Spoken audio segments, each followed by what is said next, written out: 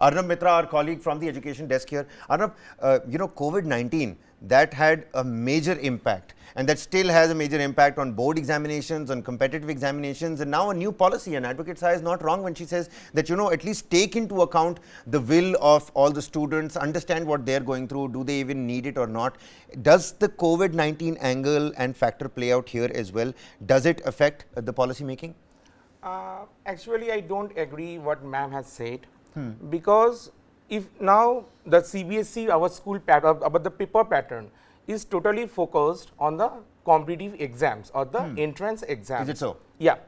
So because when I wrote my 12th board exam, CBSE, it never occurred to me that this is just like a competitive the NCERT syllabus which followed, like even if you ask the toppers or the JEE Advanced, JEE Main, NEET exams, we followed the paper pattern of the CBSE. First point.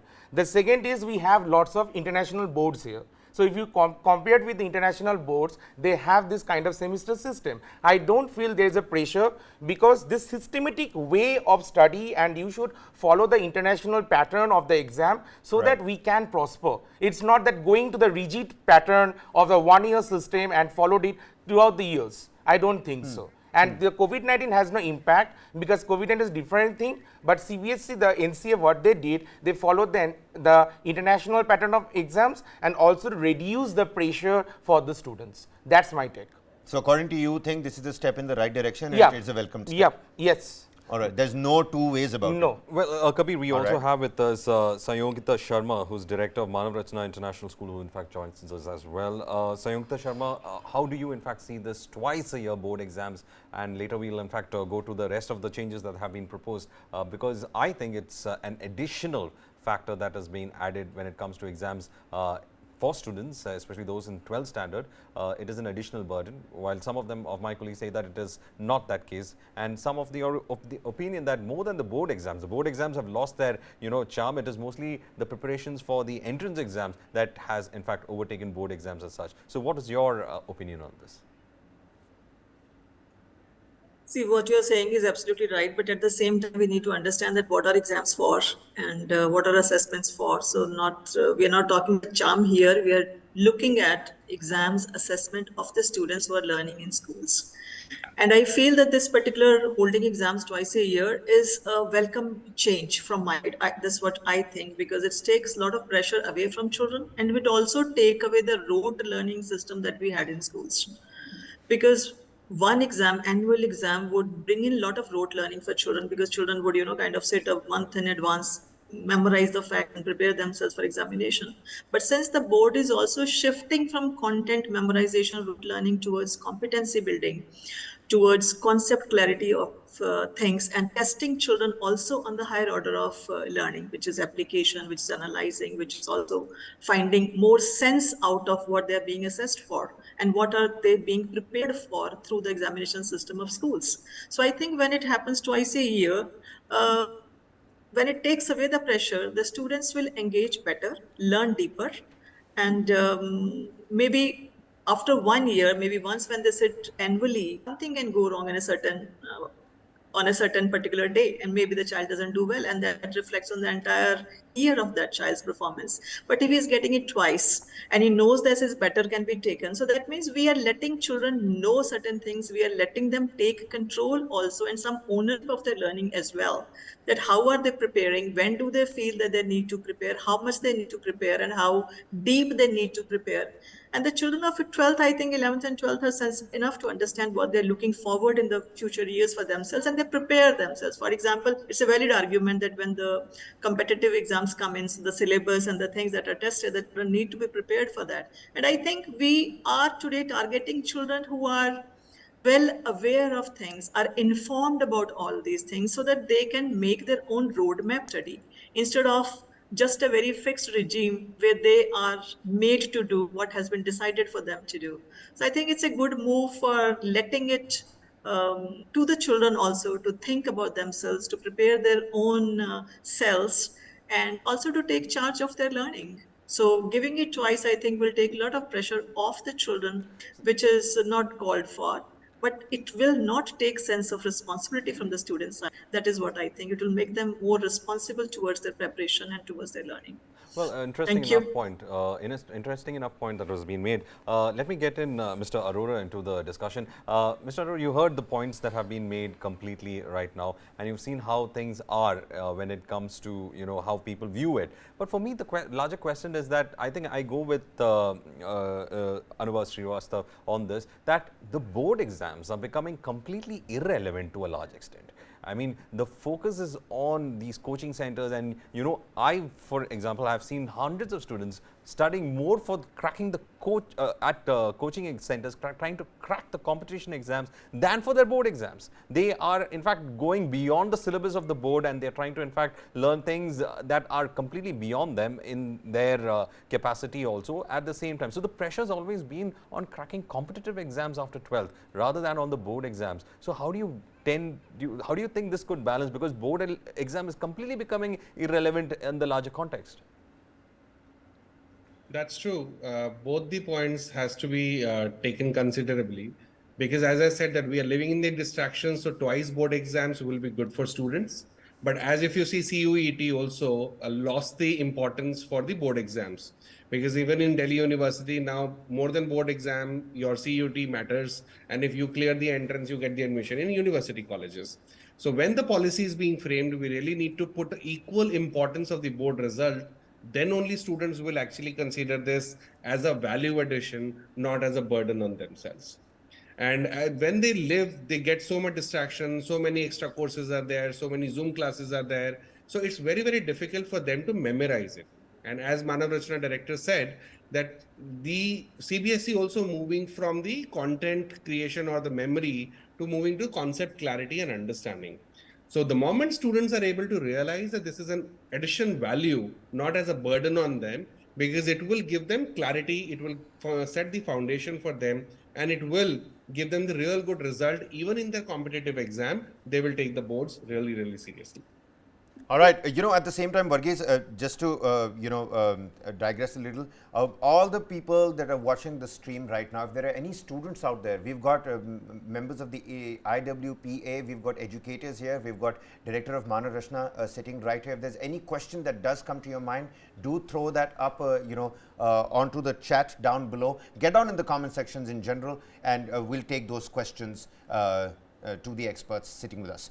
Over to you, Varghese. Well, okay, so now we were in fact speaking about the issues about whether we have to have board. Another interesting fact is, Kabir, can I have that graphics on display, if I can ask the PCR team to play? The number of subjects has technically increased compared to what it was from 9 to 2. Yeah, I just want that graphics that shows the subject line to be on display right now, so that I can actually put on that point of mine. Yeah. Now, classes 9 to 12, according to current system, you have 5 mandatory subjects plus 1. Okay. According to the new NCF, classes 9 to 10 will have 7. Now, what is the reason for it? And classes 11 to 12 will have 6. Now, what is the reason for it? It's a 3-language formula that we are looking at. 2 Indian languages are to be studied mandatorily. Remember, Kabir, we were having that argument saying that, how many languages should a student study?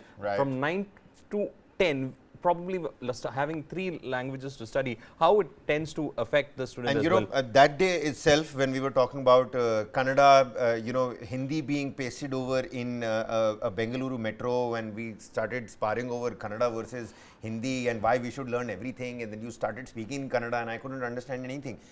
The idea that day, what I was also trying to understand was that the linguistic burden of the North is very less, which it's sort of an handicapping situation for them. So technically, it's been only 2 languages that yes, exactly. So that itself is a welcome step according to me as well. But again, over here there is a small thing that a lot of people, when you say Indian languages, since Sanskrit is similar to Hindi, they tend to take Sanskrit and try to skirt the other languages. I'm ready to take that. I'm ready to buy that. That will fly.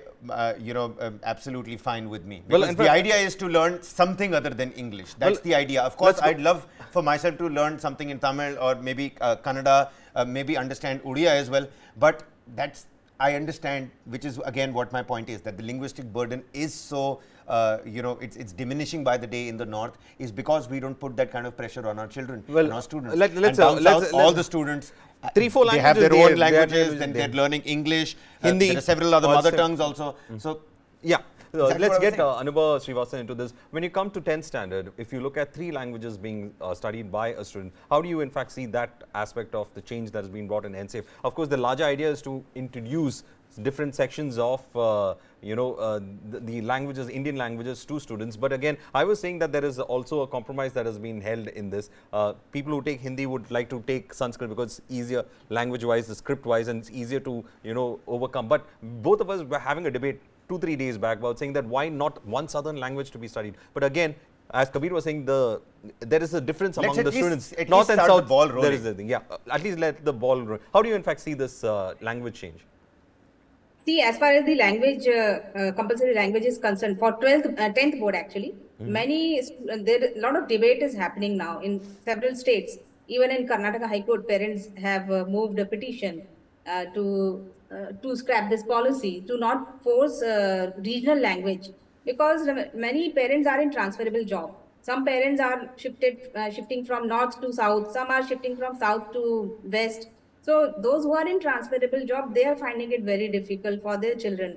Suppose my children, they are studying in Maharashtra since over 10 years. So it is not difficult for me or for my children to study Marathi in 10th, even if the government will impose it. But as far as those who are in transferable job, it becomes very difficult for them to again learn the language and score marks in 10th board. Many parents have relocated and changed their schools, I got to know, because of this compulsion and compulsion of regional language. So that option should be given to the students. Yes, as far as Sanskrit is concerned, no doubt. Government should come up with a policy that Sanskrit should be mandatory at least till 9th. Students should learn and write, should be able to write Sanskrit.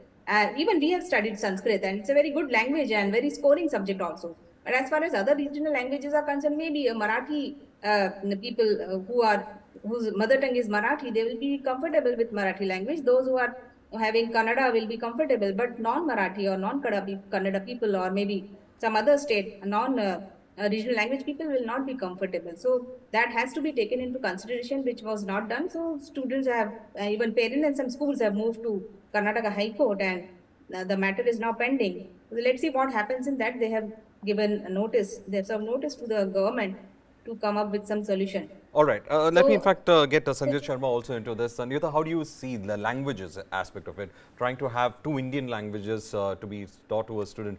Language burden, as Kabir says, is less in the north, more in the south. How do you in fact see that aspect of it? For me, I think it is progressive because, this divide that is there can be bridged somewhere. At least one south language is known, at least the person will have some kind of interaction.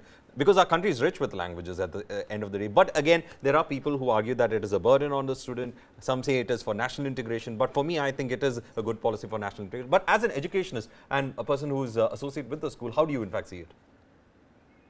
So what you are saying is that is the only intent when they're saying that the children need to know more languages, right? Because the whole national education policy, when we look at it, it is rooted in Indianness. And the children knowing Indian languages to be, integrating and growing as a very, you can say, a citizen who knows the country to a bigger extent than he knows today. But at the same time, what she was highlighting right now are the complexities which need to be looked at. There are 2 things. One is when we talk about language learning, in 6th to 8th, we had 3 language formula only. 9th and 10th, it switched over to 2 languages, and now they're saying it should be 3 languages. So there's one thing that you learn the literacy as first language, second language, third language. So then you have to bring in that clarity that when it comes to language acquisition only, then how much is being looked at that language? Are we looking at the same level as we're looking at language A? Are we looking at it as language 3? So it means the children show interest in learning languages, but the assessment is not that rigorous that you get into the literacy areas and make it complicated for children. Then it becomes different. So the intent is very, very good that the children need to know languages and they can continue with 3 languages. Of course, it will add to them. And then keeping in mind that children who are already, I think the children who are dyslexic, cannot learn languages. That is one area which CBSE is very aware of, and even our policy shows that that will be looked into. But the second point which was highlighted by the panelist is the transferable people. So openness to children to choose the language, and then the school having that kind of logistics also to provide that language is also something important which needs to be looked into, because the children getting transferred may come with different languages, then the schools may not have faculties to address those things. So how do we deal with that? I think they will find out some ways and means which need clarity. And learning languages, I think, is always good and an appreciable step. The children should be knowing languages to reach out to more people. When we are talking about integration, we are talking about relationships, we are talking about getting across to more people, collaborations and cooperations. So this will bring in more collaboration in children when they know languages more than they know today.